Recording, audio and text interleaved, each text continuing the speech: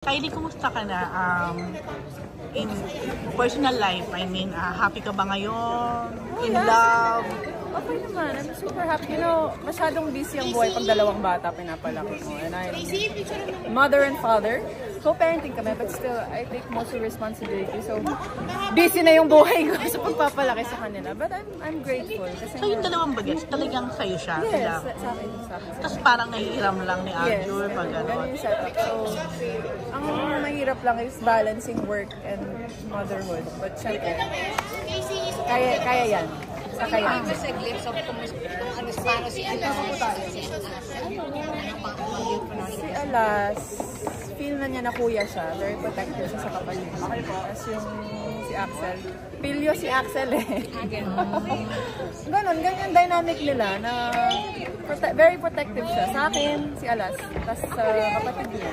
Kahapon, Father's Day. So, they were with Arjur. Gano'n ba yun? Oh no, they stayed with me. We went to have dinner kasama tatay ko. Ito muna. Kaya nag-greet naman sila.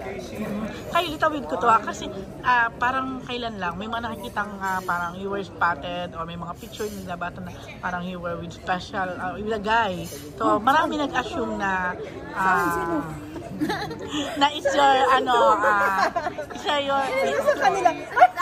Joke lang. Ito na ba ang bago or special someone?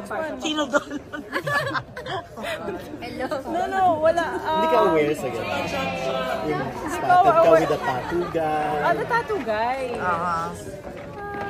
Yeah, we dated. We dated, so tapos na. Secret. Happy ba ang puso ni Kylie?